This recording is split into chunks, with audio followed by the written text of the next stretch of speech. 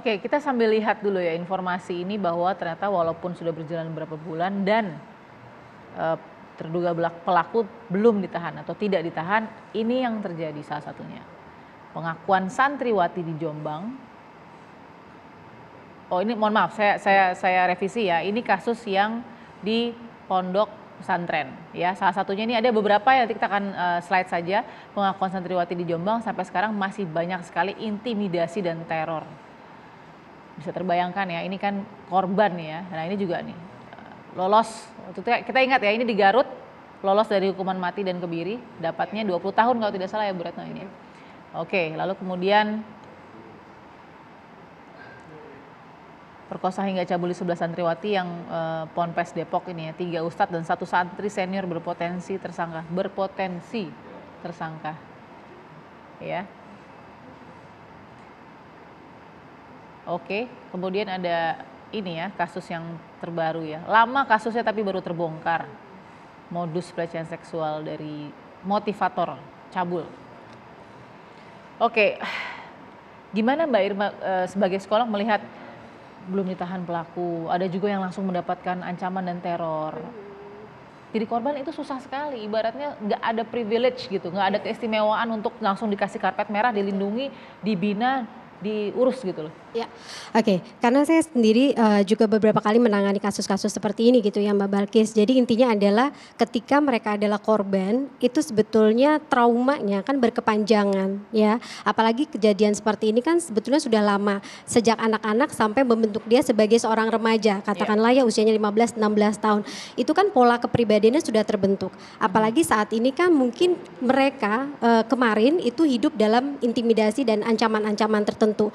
Yang mereka tahu adalah ancaman itu adalah bagian dari sesuatu hal yang mungkin normal bagi mereka gitu. Itu bisa terjadi pada mereka karena pola kebiasaannya demikian gitu. Belum lagi mungkin dari sisi yang lain, dari faktor ekonomi, kemudian juga orang tua yang memang secara kemampuan dan pendidikan yang sangat terbatas sehingga mereka tidak memiliki kuasa gitu untuk bisa bercerita kepada siapapun.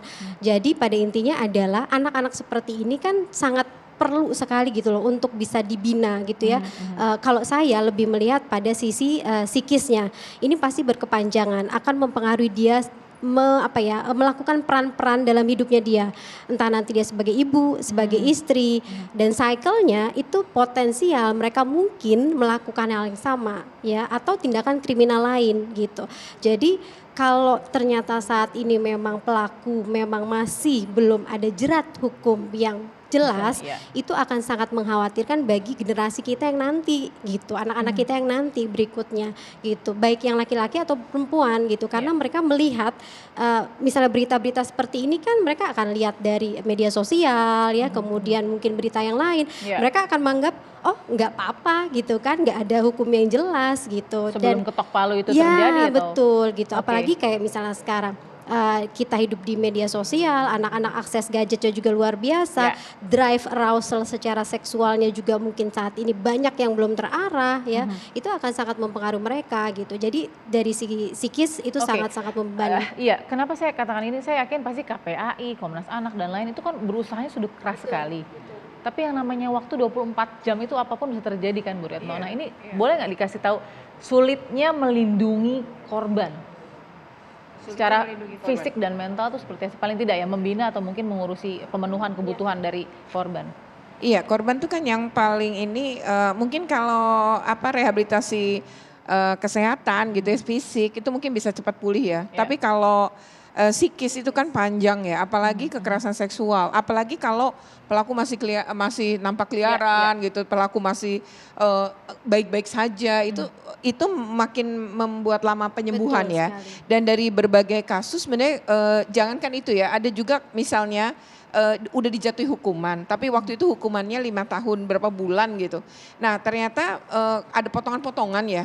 Nah itu pernah korban juga WA, dia punya kekhawatiran karena itu pamannya sendiri.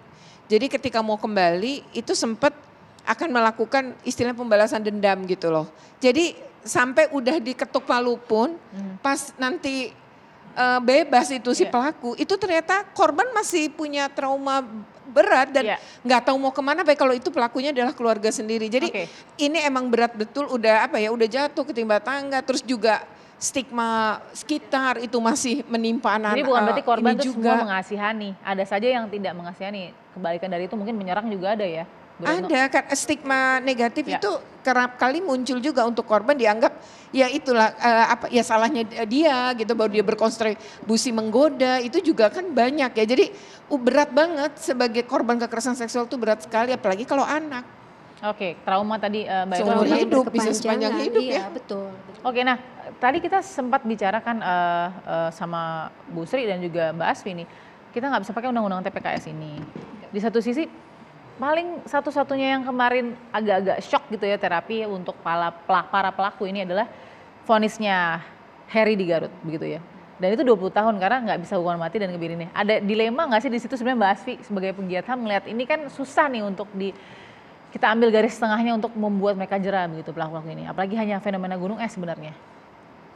Iya, jadi sebetulnya memang itu kita perlu memikirkan lagi ulang strategi penuntutan pelaku seperti ini, apalagi dalam rentang waktu panjang.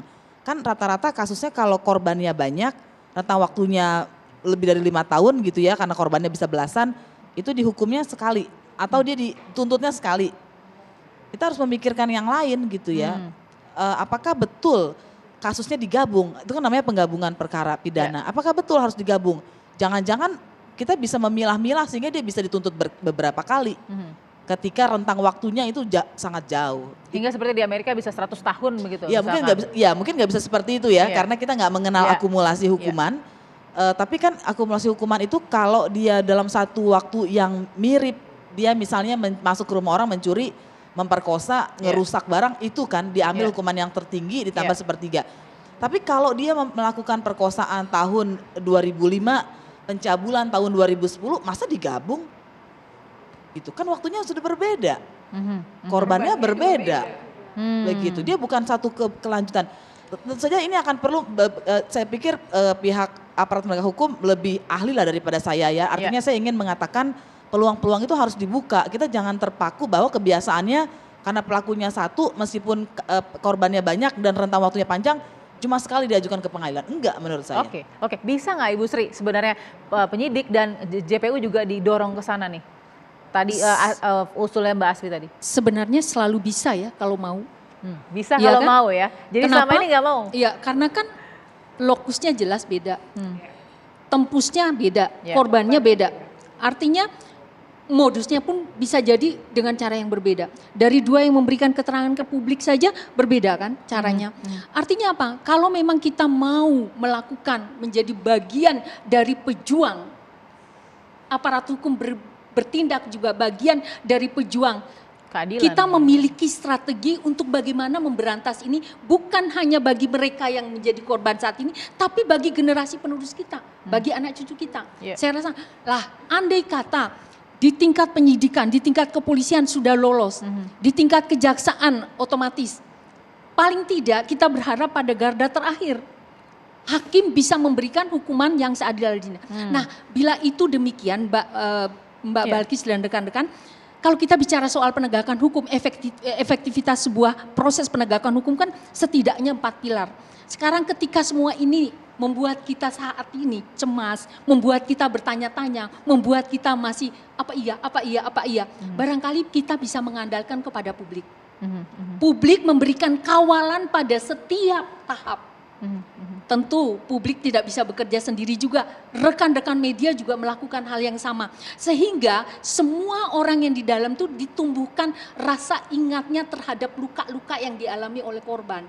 Yang kita sekarang itu kita hanya saat itu, sedih ya lihat korban, tapi kita acap kali cepat lupa. Itu yang terjadi pada kita. Bagaimana memori publik ini untuk diajak serta untuk mengawasi juga mengingatkan para aktor-aktor hukum ini. Agar memberikan hukum yang seadil mungkin sehingga penerapan hukum hari ini mampu menjadi pencegah di perbuatan-perbuatan serupa di masa datang. Oke, kita akan sambung sesaat lagi mendengar juga mungkin pernyataan dari para kuasa hukum ya. Tetap di Perempuan Bicara.